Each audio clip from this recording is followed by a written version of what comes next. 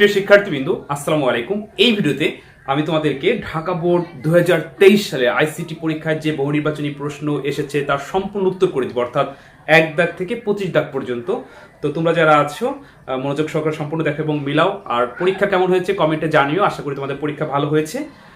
আর যারা 24-25 ব্যাচে যারা আছো তারাও দেখো, কারণ আমি প্রশ্নগুলো ব্যাখ্যা করে করে বুঝাই দিব না।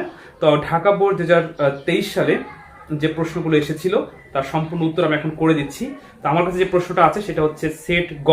তো সেট তোমাদের কাছে ক বা খ বা ঘ যাই থাকুক না কেন, আমি প্রত্যেকটা প্রশ্ন পড়ে পড়ে উত্তর করে দিব, অর্থাৎ যাতে তুমি সহজে মিলাইতে পারো আমার সাথে। ওকে, তো এই গ নাম্বার সেটে আমরা এক দাগে দেখতে পাচ্ছি যেরকম আতিকের বয়সের সমকক্ষ সংখ্যা হলো, মানে সমকক্ষ সংখ্যা কত। তো উদ্দীপকে আতিকের বয়স দেওয়া আছে হচ্ছে 10100 বাইনারিতে দেওয়া আছে। তো আমরা জানি যে বাইনারি থেকে তোমার অক্টাল বা হেক্সাডেসিমেল বা দশমিকে যাওয়ার সূত্র আমাদের জানা আছে, কিন্তু এখানে যদি আমরা এটাকে যে কোনো সংখ্যায় কনভার্ট করি তাহলে কি হয় দেখো। অক্টালে যদি আমরা নিই তাহলে অক্টালে নিলে হচ্ছে 2, এখানে আমরা পাচ্ছি 4, অর্থাৎ 2 4 24 3 বিটের সাহায্যে। তো সঠিক অ্যান্সার হচ্ছে খ 24। তোমরা যারা 24 দাগ আছে তাদের রাইট। ওকে, 2 দাগে বলছে 10 বছর পর আতিকের বয়স হেক্সাডেসিমেলে কত। তো আতিকের বয়স 10 বছর পর হেক্সাডেসিমেলে কত, তুমি এটা দুই ভাবে বের করতে পারো। অর্থাৎ এই যে 24 যে দেওয়া আছে এইটাকে তুমি এইটাকে 24টা অক্টালে আছে এটার দশমিকে নিতে পারো। ওই দশমিক সংখ্যাটিকে সাথে 10 যোগ দিয়ে যা পাবা হেক্সাডেসিমেল এই দশমিকে পেলা, সেই দশমিকটাকে তুমি হেক্সাডেসিমেলে নিয়ে অ্যান্সার পেতে পারো, অথবা এই বাইনারিটার সাথে সরাসরি দশমিকের 10 যোগ দিয়ে দাও। দশমিকের 10 যোগ দিলে 10 এটাকে যোগ দাও, তারপরে যে বাইনারি পাবা সেই বাইনারিকে হেক্সাডেসিমেলে নিলে অ্যান্সার হয়ে যাবে। অর্থাৎ 0 0 যোগ করলে 0, 0 1 যোগ করলে 1, 0 1 যোগ করলে 1, 0 1 যোগ করলে 1, আর 1 যোগ করলে তো 1ই। তো আছে 5টা, লাগবে কয়টা 8টা, তো 4 বিট। এখানে পাচ্ছি 1, এখানে পাচ্ছি হলো 8 হচ্ছে 12 দিয়ে 14, অর্থাৎ ই। তো সঠিক অ্যান্সার হচ্ছে 1ই হেক্সাডেসিমেলে। তো সঠিক অ্যান্সার খ, 10 বছর পর আতিকের বয়স হেক্সাডেসিমেলে খ। 3 দাগে বলছে 10টি কম্পিউটারকে মেশ নেটওয়ার্কিং এর আওতায় আনতে কয়টি তারের প্রয়োজন। এই প্রশ্নটি আমার পিডিএফ এ আছে। তোমরা যারা আমার কাছ থেকে পিডিএফটা সংগ্রহ করেছিলা তারা হয়তো বা যদি বুঝে বুঝে পড়ো এই প্রশ্নটা উত্তর করতে পারছো আশা করি। আর যারা 24 বা 25 ব্যাচের শিক্ষার্থী আছো তোমরা চাইলে আমার কাছ থেকে পিডিএফটা নিতে পারো। আমার হোয়াটসঅ্যাপ নাম্বার SMS করে তোমাদের জন্য এটা তো থাকবেই, প্রয়োজনে হলে নতুন করে সাজিয়ে আমি তোমাদেরকে সাহায্য করবো ইনশাল্লাহ। তো দেখো এই যে দেখছো এই যে সূত্রটা দেওয়া ছিল যে মেশ টপোলজিতে 5টি নোড থাকলে সংখ্যা কয়টি। তো উদাহরণ হলো 5টি দিয়ে, কারণ তোমরা জানো যে অঙ্ক আইসিটি অঙ্ক টাইপের প্রশ্ন এটা হুবাহু কিন্তু আসে না, একটু ঘুরাই দেয়।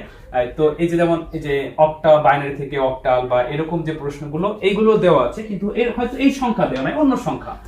তো অঙ্ক হুবাহু আসে না, একটু ঘুরাই আসে। তো দেখো 5টি যখন ছিল তখন ওইখানে যে অ্যান্সারটা দেওয়া ছিল তার পাশে আমি ব্যাখ্যা লিখে দিয়েছিলাম যে এই অ্যান্সারটা এইভাবে বের করতে হয়। অর্থাৎ n হলো কম্পিউটার সংখ্যা, n-1 ভাগ হচ্ছে 2। তো বলছে যে 10টি প্রশ্নতে ঢাকা বোর্ড 2023 সালে যে প্রশ্ন 10টি কম্পিউটার মেশ নেটওয়ার্কিং এর আওতায় কয়টা তার হবে। তো এই n সমান তুমি 10 ধরো, মানে এরপরে 10 থেকে -1 ভাগ হচ্ছে 2। তো 10 ক্যালকুলেশন করো ইনটু 9 ভাগ হচ্ছে 2। তো 9 10 কে 90 ভাগ 2, তাহলে কত হয় অ্যান্সার। সঠিক অ্যান্সার হচ্ছে 45। তো 45 দেওয়া আছে, অবশ্যই দেওয়া আছে। 3 এর গ, অর্থাৎ 10টি কম্পিউটারকে মেশ নেটওয়ার্কিং এর আওতায় আনতে 45টি তারের প্রয়োজন। 4 থেকে বলছে বায়ো ইনফরমেটিক্সে ব্যবহৃত কি। এই বহুপদীর যে বহু নির্বাচনী প্রশ্ন শুধু আইসিটি না, অনন্য সাবজেক্টও তোমরা আমার এই কৌশলটা মাথায় রাখবা। কৌশলটি হচ্ছে এই ধরনের প্রশ্ন প্রথমে ভুল বের করতে হয়, ভুল খুঁজে ওই ভুলটাকে বাদ দিলে সঠিক অ্যান্সার পাওয়া যায়। তো সঠিক অ্যান্সার হচ্ছে ধরো আমরা ভুলটাকে যদি বাদ দিই, বা বায়োমেট্রিক্সে ব্যবহৃত মেশিন লার্নিং এটা হয় না। তো 3 যদি বাদ দেই অটোমেটিকলি কিন্তু তুমি সহজে অ্যান্সার পেয়ে গেছো। তো 3 বাদ দিলে ক, কারণ সব কটার ভিতরে 3 আছে, শুধু কর ভিতরে 3 নাই। তাহলে ক অ্যান্সার হচ্ছে 1 এবং 2, অর্থাৎ ডিএন ম্যাপিং এবং জিন ফাউন্ডিং। আচ্ছা 5 দাগে বলছে উদ্দীপকের নেটওয়ার্ক কোনটি। তাহলে উদ্দীপক তোমার পড়তে হবে। উদ্দীপকে লেখা আছে করিম সাহেব তার প্রয়োজনে কম্পিউটারকে একটি সেবা গ্রহণ করলেন যা 24 ঘন্টা খোলা থাকে, সকল সফটওয়্যার স্বয়ংক্রিয়ভাবে আপডেট হয়, খরচ কম এবং ব্যাকআপ ক্যাপাসিটি অনেক বেশি। তার কম্পিউটারটি বিভিন্ন দেশের কম্পিউটারের সাথে যুক্ত। বিভিন্ন দেশের কম্পিউটারের সাথে যুক্ত এই কথাটি বললে কি বোঝায় বলো তো? World area network. তো ওয়ার্ল্ড এরিয়া নেটওয়ার্কের সংক্ষিপ্ত রূপ হচ্ছে WAN। তো সঠিক উত্তর হচ্ছে উদ্দীপকের নেটওয়ার্কটি হচ্ছে গহা, WAN।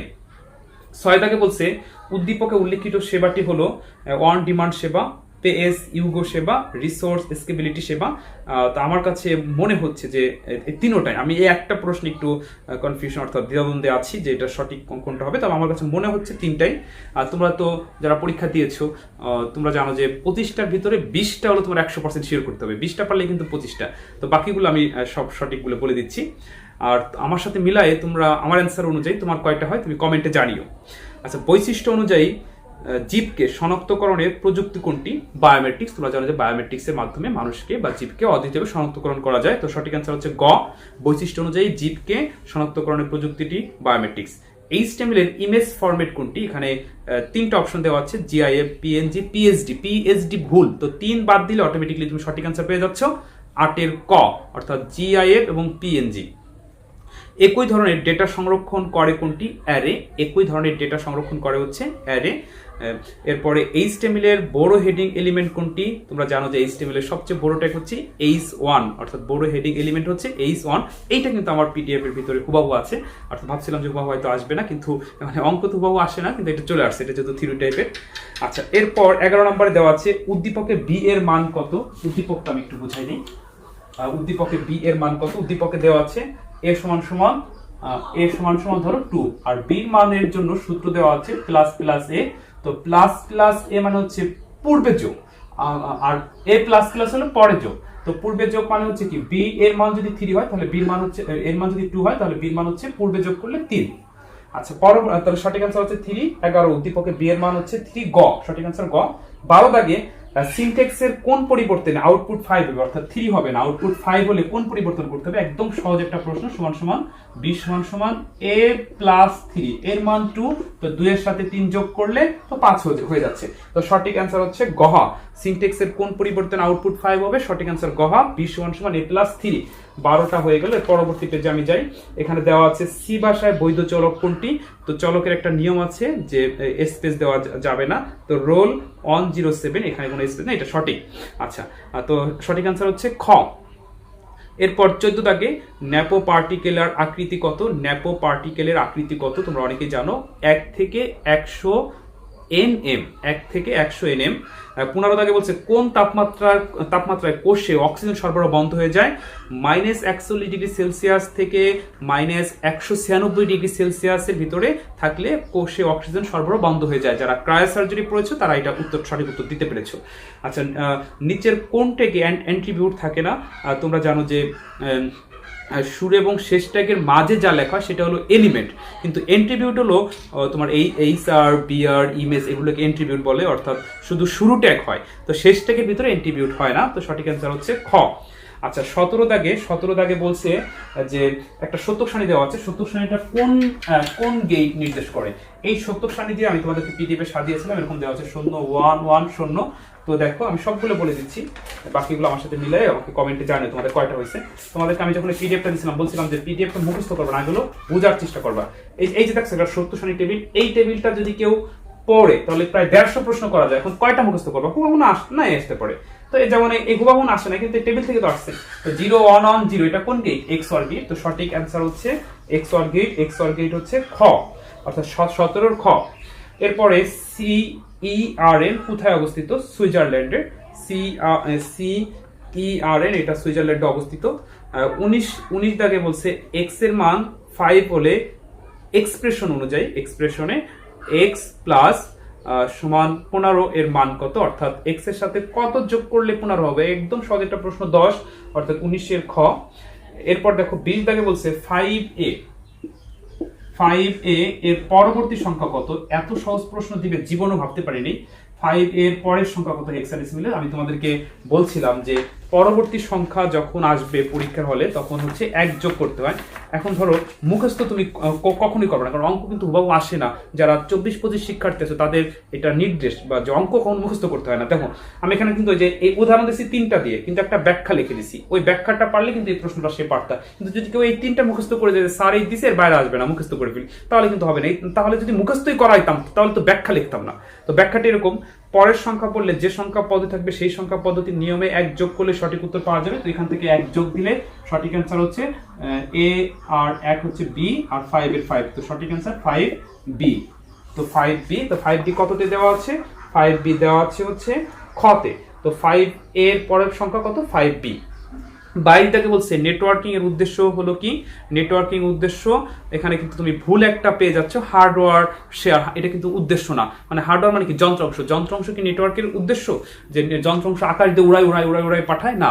তাহলে 3 বাদ দিলে তোমাদের বলছে এই ধরনের প্রশ্নে ভুলটাকে আগে বাদ দিতে হয়। 3 বাদ দেওয়ার সাথে সাথে যেখানে যেখানে 3 আছে সেটা হবে না, তো সেটা বাদ দিলে সঠিক অ্যান্সার হচ্ছে ক, 1 এবং 2। তো ইনফরমেশন শেয়ার এবং সফটওয়্যার শেয়ার হচ্ছে নেটওয়ার্কিং এর উদ্দেশ্য। 22 নম্বর প্রশ্নটা আমি একটু ভোরে তোমাদেরকে বুঝাই দিই যাতে তোমাদের ভবিষ্যতে কাজে লাগে, কারণ আইসিটি কিন্তু অনার্সও আছে। আচ্ছা, দেখো এখানে গেইটে দেওয়া আছে এরকম, আর 24-25 যারা আছে তারা একটু মনোযোগ সহকারে দেখো, আর আমার কাছ থেকে আমার এই হোয়াটসঅ্যাপ নাম্বার SMS দিয়ে পিডিএফটা সংগ্রহ করে নিও। আচ্ছা, এইভাবে দেওয়া নাই, সংক্ষেপে দেওয়া আছে, সুন্দর করে দিই। যেভাবে দেওয়া আছে উদ্দীপক এইভাবে দিই। দেওয়া আছে প্রথমে অর গেট, তারপরে আবার একটা অর গেট। এই এ এবং বি ইনপুট দেওয়া আছে, এই দুইটা অর গেটকে সংযুক্ত করেছে নর গেট, ওয়াই সমান সমান। ঠিক আছে? আচ্ছা, তো এবার আমি যদি এখানে মানটা বের করি, এ প্লাস বি ওয়াই সমান সমান হচ্ছে এ প্লাস বি হোল নট। এটাকে সরল করলেই তুমি কিন্তু এই উত্তরটা করতে পারবে। তো এটা দুইভাবে সরল করা যায়, যেহেতু আমরা বহু নির্বাচনী প্রশ্ন 1 মিনিটের ভিতর উত্তর দেবো, যেহেতু দ্রুত সরলটা করব। কিভাবে? এই অংশ আর এই অংশ মাঝে তুমি ভেঙে দাও, তাহলে দাঁড়াইলো কি? A plus B whole nought into A plus B whole nought. তুমি এখানে ব্র্যাকেট রাখতে পারো। তো আমরা জানি যে একই জিনিস বুলিয়ানের নিয়ম অনুযায়ী একই জিনিস যোগ বা গুণ যতগুলি হোক না কেন একটা লেখা যায়। তো সেক্ষেত্রে এটা হচ্ছিল এ প্লাস বি হোল নট। তো এ প্লাস বি হোল নট দেওয়া আছে কোথায়? গতে দেওয়া আছে। তো ওয়াই এর মান সঠিক কোনটি? এ প্লাস বি হোল নট। এটা কিন্তু তুমি আরেক ভাবে করতে পারতা, এই প্রত্যেকটা এখান থেকে ভেঙে আমি দেখাই দিই, ভবিষ্যতে কাজে লাগতে পারে। A plus B whole nought, অর্থাৎ তুমি সরল করো, যদি মাঝখান থেকে ভেঙে করো A nought into B nought, whole nought ভাঙলে এটা হয়। তো তোমরা জানো যে একই জিনিস একাধিক থাকলে একটা লিখতে হয়, তাহলে দাঁড়ালো কি? এ নট বি নট। তো এ নট বি নট, এটা তো আউটপুট দেওয়া আছে না, এই আউটপুটটা দেওয়া নাই, তাহলে কি হবে বলো তো? এটা সমান সমান হলো এ প্লাস বি হোল নট, কারণ এ প্লাস বি হোল নটকে ভাঙলে এ নট ইন্টু বি নট হয়। এত কঠিন করে তোমার দরকার নেই, এভাবে সংক্ষেপে বের করে ফেলবা। তো সঠিক উত্তর হচ্ছে এ প্লাস বি হোল নট। এখন পরবর্তী প্রশ্নতে বলছে উদ্দীপকে ওয়াই এর মান 1 পেতে হলে এ এবং বি এর অবস্থান কেমন হবে? তো ওয়াই সমান সমান আমরা কি পেয়েছি? এ প্লাস বি হোল নট। তো এটাকে আমরা সত্যক সরণি করব। এ এবং বি দুইটা ইনপুট থাকলে ঘরে 4টা 0 0 1 1, তারপর 0 1 0 1। তো এ প্লাস বি হোল নট কখনোই পাওয়া যায় না, আগে বের করতে হয় এ প্লাস বি, তারপরে অটোমেটিক্যালি বের হয়ে যাবে এ প্লাস বি হোল নট। তো এ বি যোগ করো, 0 0 যোগ করলে 0 0 1 যোগ করলে 1 0 1 যোগ করলে 1 1 1 যোগ করলে 1। আচ্ছা, এরপরে আমরা এ প্লাস বি তে যা পেয়েছি এ প্লাস বি হোল নট তার বিপরীত, অর্থাৎ 1 0 0 0। তো এটা হচ্ছে ওয়াই এর মান, তাই না? তো এই ওয়াই সমান সমান অন যখন পেয়েছি তখন এর অবস্থা কি? 0, বির অবস্থা কি? 0। তো সঠিক অ্যান্সার হচ্ছে ক, অর্থাৎ এ 0 বি 0 হলে ওয়াই সমান সমান অন পাওয়া যাবে। তো 23 দাগের সঠিক অ্যান্সার হচ্ছে ক। আমার যে সেটটা আছে গ সেট, এটার 23 নাম্বার। এরপরে 24-এ বলছে ব্লুটুথের ফ্রিকোয়েন্সি কত? ব্লুটুথের ফ্রিকোয়েন্সি হচ্ছে 2.45 গিগাহার্টজ। আর 25 দাগে হচ্ছে টেলিপ্রেজেন্সের প্রয়োগের ক্ষেত্র কোনটি? Virtual reality. এই টেলিপ্রেজেন্সের মাধ্যমে তোমার বিমান মানে ভার্চুয়াল রিয়েলিটির মাধ্যমে, অর্থাৎ যে বিমান চালানোর প্রশিক্ষণ বাস্তবে উপলব্ধি করা যায়। ঠিক আছে? তো যারা ভার্চুয়াল রিয়েলিটি পড়ছো তারা সঠিক উত্তর করতে পারছো। তো প্রিয় শিক্ষার্থীরা, আমি 1 থেকে 25টা সঠিক উত্তর বলে দিলাম ঢাকা বোর্ডের প্রশ্নে। তো তোমরা যারা ঢাকা বোর্ডে আছো তোমরা কমেন্টে জানাতে পারো যে আমার এই উত্তর অনুযায়ী তোমার কয়টা হয়েছে। তো আশা করি তোমাদের পরীক্ষা ভালো হয়েছে, তোমাদের জন্য মানে সবসময় দোয়া করি। আর তোমরা জানো যে মানে যে 20 মানে 25টার ভিতর 20টা লাগানোর কথা, 20টার ভিতর যদি 7টার কম হয়ে যায় তাহলে কিন্তু ফেল চলে আসবে। তো আমি আশা করি যে তোমাদের ভালো পরীক্ষা হয়েছে, অর্থাৎ 7টার উপরে পেয়েছো। আর যারা 24-25 তারা এখন থেকে সাবধান হয়ে যাও, কারণ আইসিটি হচ্ছে ম্যাথ টাইপের একটা সাবজেক্ট, অর্থাৎ অঙ্ক। এটা কিন্তু মুখস্থ করা যায় না, হুবাহু পরীক্ষা আসে না, অর্থাৎ প্র্যাকটিস করতে হয়। প্র্যাকটিসের বিকল্প কিছু নাই, তোমার প্র্যাকটিস করতে হবে যাতে হুবাহু না আসলেও যেন তুমি পারো। কারণ এটা ওই মানে ইনস্ট্যান্ট, কালকে পরীক্ষা আজকে তুমি 100 মুখস্থ করে ফেলবে, পরীক্ষার হলে যাবা তাহলে কিন্তু কমন পড়বে না, তাহলে কিন্তু এরকম বিপদে পড়ে যাবে। কারণ তোমাদের কিন্তু পরীক্ষায় 25টা দাগাইতে হবে, 25টার ভিতরে কিন্তু 8টাই পাস, অর্থাৎ 8টার নিচে হলে কিন্তু বিপদ হয়ে যাবে। তো যাই হোক, সকলের জন্য শুভকামনা রইল আমার পক্ষ থেকে। তোমাদের জন্য সবসময় দোয়া করি, আল্লাহ যেন তোমাদের মনে আশা পূরণ করুক এবং সুস্থতার সাথে যেন সকল পরীক্ষাগুলো দিতে পারো। তো প্রিয় শিক্ষার্থী কিন্তু ভালো থেকো, অন্য কোনো দিন অন্য কোনো ভিডিওতে আবার কথা হবে। আসসালামু আলাইকুম।